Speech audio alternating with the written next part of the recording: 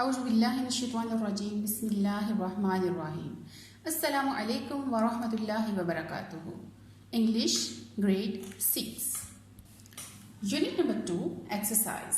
Students, today we will solve exercise of lesson number 2. The first part is listening and speaking focus. Read and practice the given dialogue. आपके सामने एक dialogue दिया गया है और ये डायलॉग है वेदर के बारे में। ये डायलॉग है टर्टल, डियर, माउस और क्रो के दरमियान। Now let's read the dialogue. Turtle: wow, today is a sunny day, everything looks beautiful in bright sunlight. Deer: I don't like it, I feel hot during shiny days. I like a rainy day because I like to play in the rain. Which season do you like? Mouse: I like snow falling. I love to play with snowballs and like to eat nuts during winters. Dear: but I cannot go outside in winter, so I don't like it. Turtle: oh, you are right. What do you say? Crow: I like all seasons because they are a great blessing of Allah subhanahu wa ta'ala and we should be thankful to him. Students, आपने इस dialogue को read किया, समझा। अब आपने इसी तरह का एक डायलॉग खुद से प्रैक्टिस करना है अपनी नीट कॉपीज़ के ऊपर। और टॉपिक आप कोई भी ले सकते हैं, अपना फेवरेट गेम ले सकते हैं, फेवरेट प्लेस, फेवरेट फूड, किसी भी टॉपिक पे आप ये डायलॉग प्रैक्टिस करेंगे। The next part is comprehension focus. इसके आपको नोट्स सेंड किए जाएंगे। The next topic is topic sentence and sporting details. अब स्टूडेंट्स, टॉपिक सेंटेंस क्या होता है? किसी भी पैराग्राफ में जो फर्स्ट सेंटेंस दिया जाता है वो उसका टॉपिक सेंटेंस कहलाता है, और उसके बाद जितने भी सेंटेंसेस दिए जाते हैं वो उसकी डिटेल के लिए, स्पोर्टिंग डिटेल के लिए, उनको कहते हैं स्पोर्टिंग सेंटेंसेस। ठीक है, जैसे यहाँ पे हमारे पास एक पैराग्राफ दिया गया है, a friend in need is a friend in deed. ये क्या हो गया? Topic sentence. इसके बाद जितने भी सेंटेंसेस दिए गए हैं वो इसकी स्पोर्टिंग डिटेल के लिए हैं, जिनको हम कहेंगे sporting sentences. A true friend is one who stays by your side at all times. A true friend stays by you through thick and thin. A true friend should be valued. A true friend is a treasure like a precious jewel. So we should value our friends and take care of them. Question is, read the first paragraph of unit and write its topic sentence and supporting details in your notebook. Students, इसी chapter का आप first paragraph read करेंगे और इसमें देखेंगे कि topic sentence कौन सा है और स्पोर्टिंग सेंटेंसेस इसमें कौन से हैं। ये आपने नीट कॉपी के ऊपर राइट करना है इसको। Come on the next page. The next topic is skimming. Skimming क्या है? Skimming is a reading technique used to look for main और general ideas in any text.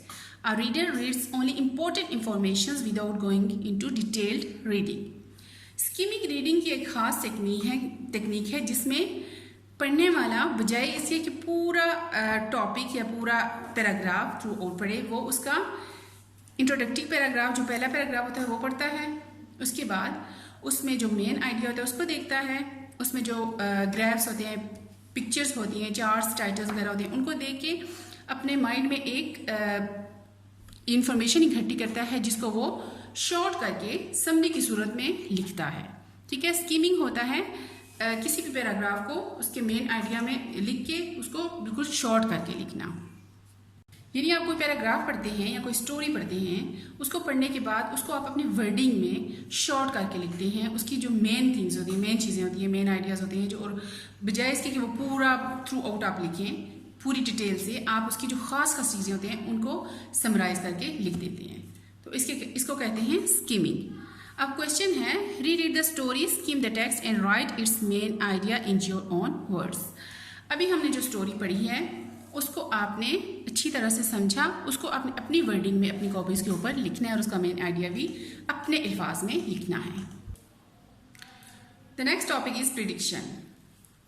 Students, prediction क्या है? A prediction is a guess we make based on the clues in the text.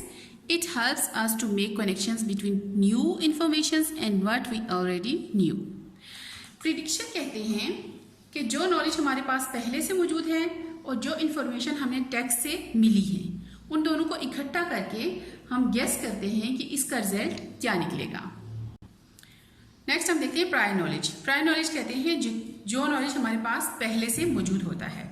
Contextual clues, जो information हमें text पढ़ने के बाद मिलती हैं उनको कहते हैं कॉन्टेक्चुअल क्लूज। आइए हम देखते हैं कि इस पैराग्राफ में हमारे पास प्रायर नॉलेज क्या है, कॉन्टेक्चुअल क्लूज क्या है और इसे हम क्या प्रेडिक्ट करेंगे। Read the given text. A deer was sleeping soundly under the tree, suddenly the dark clouds came, lightning lit up the sky and the thunder roared loudly। ये हो गया हमारे पास एक पैराग्राफ, ठीक है। अब देखें इसमें हमारे पास प्रायर नॉलेज क्या है। In the text above we already have prior knowledge that when there is lightning in the sky and thunder roars loudly it is going to rain. ठीक है, जब ये हमें पता है कि जब आसमानी बिजली चमकती है, बादल गरजते हैं, आसमान पे काले बादल आए होते हैं, तो उसके बाद क्या आता है, बारिश होती है। कॉन्टेक्चुअल क्लूज, अब हम देखते हैं कि इससे हमारे पास कॉन्टेक्चुअल क्लूज क्या है। देखिए ये जो हाईलाइटेड वर्ड्स हैं ये हैं कॉन्टेक्चुअल क्लूज। इस कॉन्टेक्स्ट में हमें क्या मिले, क्लूज, क्लाउड्स, लाइटनिंग, थंडर। अब हम देखते हैं कि हमारे पास जो प्रायर नॉलेज है और कॉन्टेक्चुअल क्लूज है इनके दरमियान कनेक्शन करके हम किस प्रेडिक्शन पे पहुंचते हैं, हम क्या प्रेडिक्ट करते हैं। Prediction, based on our prior knowledge and the given contextual clues, we can predict that it will rain soon. The deer will wake up and try to find a place to shelter from the storm. Question is, read the following text, predict what event is likely to occur next. Fill the given boxes. The turtle and the mouse were walking near the lake and talking about their safe escape from the hunter. At once, the mouse caught sight of a terrible crocodile. He got scared. अब इसके बारे में हमारे पास prior knowledge क्या है कि when someone sees a dangerous animal, he will run to save himself. जब कोई भी अपने समय किसी खतरनाक जानवर को देखता है तो वो क्या करता है, भाग के अपने आप को बचाने की कोशिश करता है। ये तो है हमारे पास प्रायर नॉलेज। अब हमारे पास कॉन्टेक्चुअल क्लूज क्या है कि चूहे ने अपने सामने एक टेरिबल क्रोकोडाइल को देखा। कॉन्टेक्चुअल क्लू में आप लिखेंगे mouse saw a terrible crocodile. Come on the next page. We can predict that to overcome from the attack of the crocodile, they will find some way to get saved. The next topic is element of a fable. Read the given elements of fable. अब fable में कौन कौन से elements होते हैं, characters. Characters are the people and animals around. किसी fable में जो किरदार होते हैं उसमें पीपल भी हो सकते हैं और एनिमल्स भी हो सकते हैं। सेटिंग क्या है, it is where the action in the story takes place, कि ये स्टोरी कहाँ पे बनाई गई है। Plot, it is the theme of the story around which events are planned. It has 3 parts, beginning, middle and ending. Plot क्या है कि किसी भी थीम के लिए जो हम इवेंट्स तरतीब देते हैं उसको कहते हैं प्लॉट, और इसका एक बिगनिंग, मिडल और एंड होता है। Theme, the theme of the story is its underlying message the author wants to convey. Theme क्या है कि इस स्टोरी के जरिए जो स्टोरी के लिखने वाला है वो हम तक कौन सा मैसेज कन्वे करना चाह रहा है। Conflict, every fable has a problem that makes the character work hard and get it solved. Her fable में एक प्रॉब्लम होता है जिसको सॉल्व करने के लिए कैरेक्टर्स को मेहनत करनी पड़ती है। Resolution, it is the resolution of the conflict. ये इस प्रॉब्लम को हल करने के लिए जो उसका सोल्यूशन होता है उसको कहते हैं रेजोल्यूशन, और इसी में ही हमारा मॉरल होता है, इखलाकी सबक होता है। The next part is phoenix focus. Phoenix focus में हम पढ़ेंगे साइलेंट लेटर्स के बारे में। Read and pronounce the given sentences. Notice the use of silent letters in the underlined words. Students, silent letters के बारे में आपने पहले भी पढ़ा हुआ है। A silent letter in a word that is not pronounced is called a silent letter. यानी साइलेंट लेटर किसी भी वर्ड के अंदर स्पेल तो होता है, लिखा जाता है, लेकिन प्रोनाउंस नहीं किया जाता। अब यहाँ पे हमको इन सेंटेंसेस को पढ़ते हैं, इनमें देखते हैं कि इनमें साइलेंट लेटर कौन कौन से हैं। Silent letter T. आप इस सेंटेंस में देखते हैं, they often listen to the news at night. इन दोनों में टी साइलेंट है, ऑफन, लिसन। नेक्स्ट है silent H. Ali will reach school in an hour. School और आर में एच प्रोनाउंस नहीं हो रहा लेकिन लिखा गया है। इसी तरह silent B, lamb, the lamb can climb over the hills. Silent K, my mother knows how to knit. Silent W, Taha is wrapping his wrist watch. Question is, write 3 words each with given silent letter. Silent T, silent H, silent B, silent K, silent W. अब यहाँ पे इन silent letter से हमने words बनाने हैं। जैसे T से हम यहाँ पे कौन कौन से लिख सकते हैं? Often, watch, listen. Silent H से हम क्या क्या बना सकते हैं? Ghost, hour, why. Silent letter B, bomb, doubt, crumb. Silent K, knife, knot, knee. Silent W, answer, wrist, sword. Now come on the next page. The next part is vocabulary focus. Students, इसके भी आपको notes send किए जाएंगे. The next topic is compound words. Read the given sentences and notice the use of compound words. Compound words क्या होते हैं? Compound word is made up of 2 words. Each word carries its own meaning. A compound word creates a new meaning. यानी compound words ऐसे 2 words को मिला के बनते हैं जिनके अलग अलग भी मीनिंग्स होते हैं, और जब इनको कंबाइन किया जाता है तो उससे भी एक नया मानी उसका पैदा होता है या बनता है। चलिए यहाँ पे हम ये कुछ सेंटेंसेस देखते हैं, इनमें कंपाउंड वर्ड्स यूज किए गए हैं। He is writing a story in his notebook. अब देखिए नोटबुक ये है compound word. The turtle was proud of their true friendship. Friendship compound word. The deer was sitting in the sunlight. Question is, combine the given words to make compound words. Make sentences using these compound words in your notebook. यहाँ पे कुछ words अलग अलग दिए गए हैं, इनको हमने कंबाइन करके इनसे कंपाउंड वर्ड्स बनाने हैं। जैसा कि आफ्टर को नून से जोड़ेंगे तो क्या बनेगा? आफ्टर नून। अभी हम फ्लाई लिखा हुआ है, यहाँ पे बटर लिखा है, तो हम इनको कंबाइन करेंगे तो कौन सा कंपाउंड वर्ड बनेगा? Butter fly. यहाँ पे फ्लावर लिखा है, यहाँ पे सन लिखा है, इनको कंबाइन करेंगे तो कौन सा वर्ड बनेगा?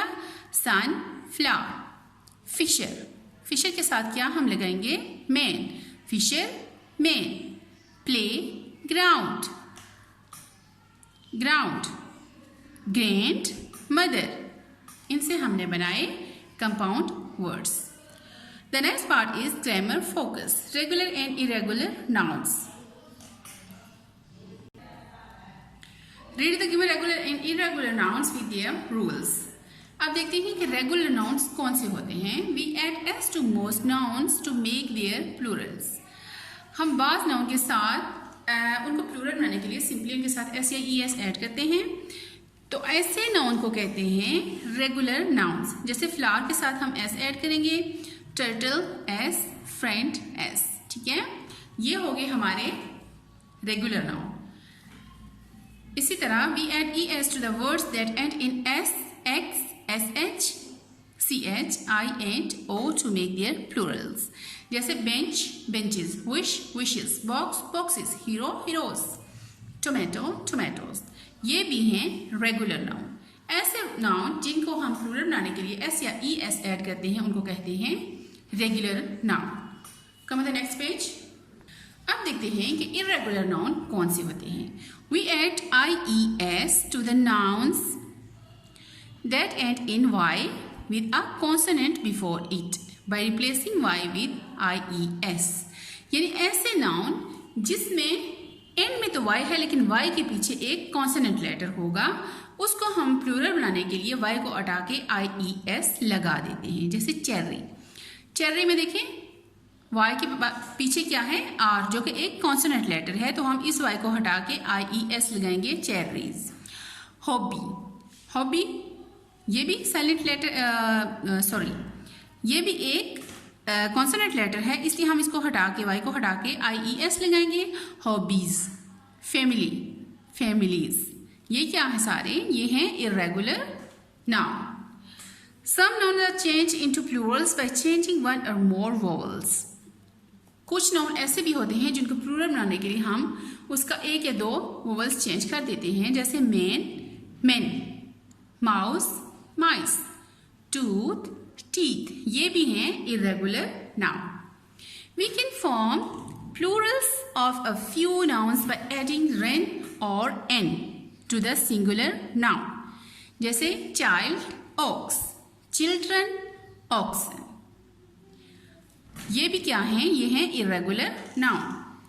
irregular noun की एक और एग्जांपल हम देखते हैं. We replace f or fe with ves in nouns that end in f with a vowel before it. यानी ऐसे नाउन जो एंड होते हैं f या एफ ई के ई में, तो हम उनको जब प्लूरल बनाते हैं तो उनको एफ या एफ ई को हटा के वी ई एस लगा के उनको प्लूरल बना देते हैं. जैसे कि आपके सामने लिखा है हाफ. हाफ का जब एफ हटाएंगे तो यहाँ पे वी ई एस लगा देंगे, हाफ्स. ठीक है. लीव, लीव का एफ हटा के लीव्स. Knife, knives. आगे देखते हैं nouns with no change in number. Some nouns have the same form but for both singular and plural nouns. कुछ नाउन ऐसे भी होते हैं जो सिंगुलर और प्लूरल के लिए सेम होते हैं, एक जैसे ही होते हैं, जैसे fish, fish, sheep, sheep, deer, deer. Write the plurals of the following of the given words. अब यहाँ पे कुछ नाउन्स दिए गए हैं जिनके हमने प्लूरल लिखने हैं खुद से. हंटर, सिंपली एस लगा देंगे, हंटर्स. ब्रश, जैसा कि हमने रूल पढ़ा था कि जो नाउन एस एच में एंड होगा उसके साथ हम सिर्फ एस नहीं लगाएंगे, ई एस लगाएंगे. ब्रशेस. सिटी. अब देखिए वाई है एंड में और जो वाई के पीछे वर्ड है वो है कॉन्सोनेंट लेटर. ठीक है. तो कॉन्सोनेंट के बाद अगर वाई आए तो हम क्या करते हैं? वाई को हटा के I E S. Cities. Fox, X आ गया, एक्स का क्या रूल था? ई एस लगाएंगे. फॉक्सिस. हाफ. एफ आ जाए तो हम क्या करते हैं? एफ को हटा के वी ई एस लगाते हैं. हाफ्स. वुमेन, वो men. Mouse, mice. Deer, deer. Child, children. Potato, potatoes. The next part is possessive pronoun. A pronoun indicating possession is a possessive pronoun. For example, mine, yours, his, her, its and their. ऐसा pronoun जो मिल्कियत को show करे उसको कहते हैं possessive pronoun. Read the given sentences and notice the use of possessive pronoun. This book is mine. It has my name on it. Mine क्या है? Possessive pronoun. The cat ran after its owner. It's possessive pronoun. We bought that house last year. It is ours. Ours क्या हो गया? Possessive pronouns. Is this car yours? Yours, possessive pronoun. This dress is hers. Hers, possessive pronoun. All the debates were good, but his was the best. His, possessive pronoun. Rita and Hina do not like your painting. Do you like theirs? Theirs क्या हो गया? Possessive pronoun. Come on the next page. Question is, write sentences using the possessive pronouns above in your notebook. अभी जो पिछले page पे हमने possessive pronoun पढ़ते हैं उनको यूज करके आपने sentences बनाने हैं जो कि आपने अपनी नीट कॉपी के ऊपर लिखने हैं. Next topic is reflexive pronoun. अब reflexive pronoun क्या होते हैं? reflexive pronoun कहते हैं ऐसे pronoun को जो कि किसी भी सेंटेंस में जब सब्जेक्ट और ऑब्जेक्ट सेम होते हैं तो उनको कहते हैं reflexive pronoun. Reflexive pronoun are used when the subject and object of a sentence are the same. These pronouns end in self और सेल्व्स. और रिफ्लेक्सिव प्रोनाउन हमेशा एंड होते हैं सेल्फ या सेल्व्स में. Read the given sentences and notice the use of reflexive pronoun. आइए हम यहाँ पे कुछ दिए हुए सेंटेंसेस को रीड करते हैं और इनके यूज को समझते हैं कि ये कहाँ पे यूज किए जाते हैं. I clean the room my self. देखिए माई सेल्फ, जैसे कि अभी मैंने आपको बताया कि ये रिफ्लेक्सिव प्रोनाउन हमेशा एंड होंगे सेल्फ और सेल्व्स में. We are enjoying ourselves. ये दोनों क्या हो गए? Reflexive pronoun. You are too young to get out of yourself. yourself reflexive pronoun. You should do the dishes yourselves. Yourself is a reflexive pronoun. Ahsan bought a cake for himself. Himself, herself, itself, themselves. ठीक है, ये सारे highlighted words क्या हैं? ये हैं reflexive pronouns. The question is, write sentences using the reflexive pronoun given above in your notebook. अब ये जो ऊपर दिए गए reflexive pronouns हैं, इनको यूज करके आपने sentences बनाने हैं जो कि आपने अपनी नीट कॉपी के ऊपर नीटली लिखने हैं. The next topic is question words. Read the given question words with their uses. Word. अब वर्ड कहाँ पे यूज किया जाता है? ये हैं क्वेश्चन वर्ड्स. क्या होते हैं? जो कोई भी चीज़ पूछने के लिए लिखे जाते हैं सेंटेंस के स्टार्ट में. What is your name? Word कहाँ पे यूज होता है? To get specific information. कोई खास इंफॉर्मेशन पूछने के लिए हम क्या यूज करते हैं? Word. Who is your best friend? To ask about the identity of the person. किसी भी शख्स के बारे में पूछने के लिए हम क्या यूज करते हैं? कौन सा question word? Who is. Where do you live? To ask about a place or location. किसी भी शख्स किसी भी चीज़ की जगह पूछने के लिए हम लिखते हैं where. When is your birthday?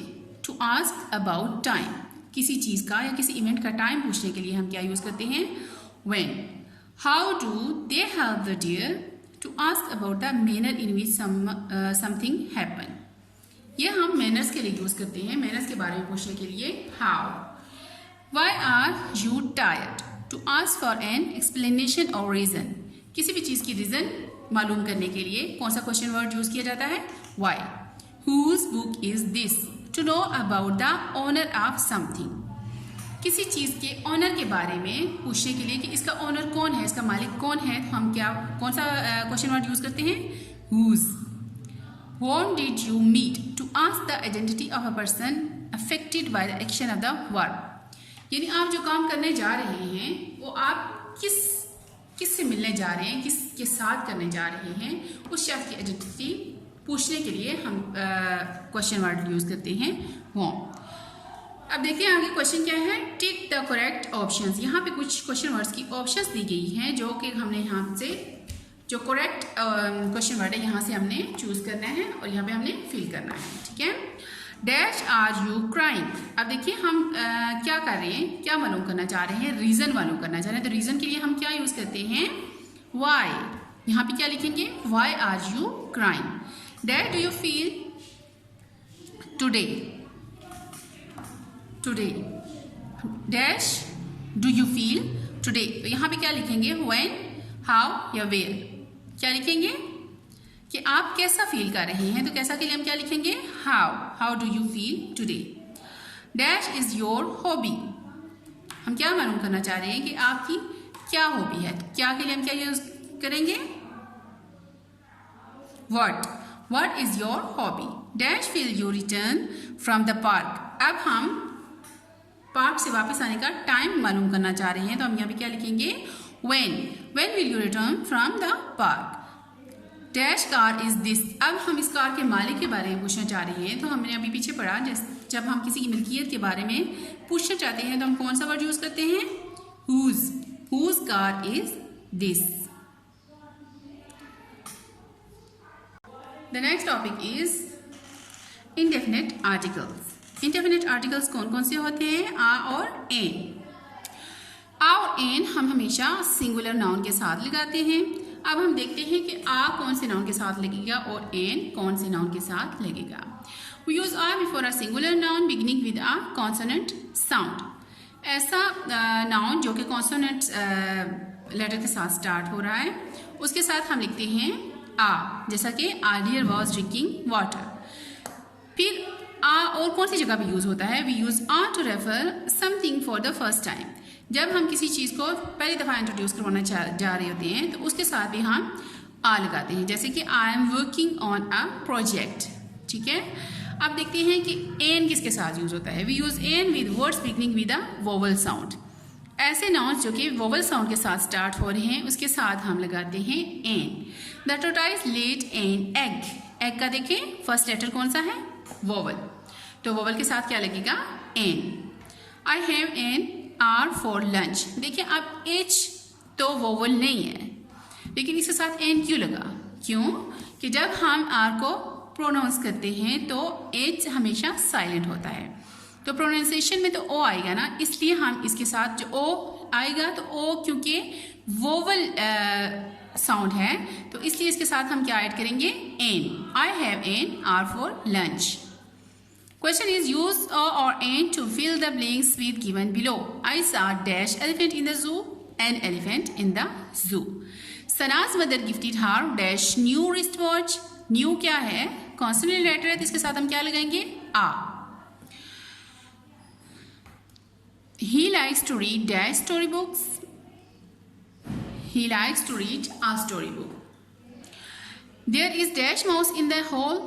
There is a mouse. आ क्यों लगाया, क्योंकि इसका फर्स्ट लेटर कॉन्सोनेंट है। Ali is dash honest business man. अब अगेन देखें एच है तो कॉन्सोनेंट लेटर, लेकिन यहाँ पे स्पेलिंग में तो लिखा जा रहा है, लेकिन प्रोनाउंस करते वक्त हम इसको प्रोनाउंस नहीं कर रहे हैं, तो इसमें वोवल साउंड आएगी। Ali is an honest business man, तो यहाँ पे हम क्या ऐड करेंगे, एन, क्योंकि प्रोनाउंसिएशन में वोवल साउंड आ रही है, that's why we will add here an. Okay, the next part is writing focus. Elements of a story. Write the elements of a fable in your notebook and write your own fable keeping in mind its feature. जैसा कि पहले हमने पढ़ा था, elements of the fable क्या होते हैं, character, setting, plot, theme, conflict and resolution. इन सब एलिमेंट्स को आप माइंड में रखते हुए खुद से आप एक फेबल लिखेंगे। Writing a paragraph. Right a paragraph on my friend in your notebook. ये पैराग्राफ भी आपने नोटबुक में लिखना है। कौन से टॉपिक पे, माई फ्रेंड्स पे। The next topic is keywords in questions. Read the given questions and notice the use of highlighted keywords. अब keywords क्या हैं? Keywords is essential to the meaning of a sentence. Keywords in a question give us specific directions to answer questions easily. Keyword से किसी भी sentence के meaning को समझने में आसानी होती है और हम आसानी से किसी भी क्वेश्चन का आंसर कर सकते हैं। अब देखते हैं यहाँ पे uses of keywords. Describe the characters of a mouse. Explain the theme of a story. Compare the characters of the mouse and the crow. Discuss the setting of the fable. Who is your favorite character of the story? The next part is question is read the text and answer the given question in your notebook. Describe the characters of the crow. Explain the theme of the fable. जैसा कि आपने ये fable पढ़ी, इसको समझा अच्छी तरह से, आपने क्रो के कैरेक्टर को अच्छी तरह से डिस्क्राइब करना है और इस फेबल का जो मॉरल है, जो मेन आइडिया है, वो आपने लिखना है नोटबुक के ऊपर। Students, I hope you understand today's lecture. Thank you. फी अमानिल्लाह।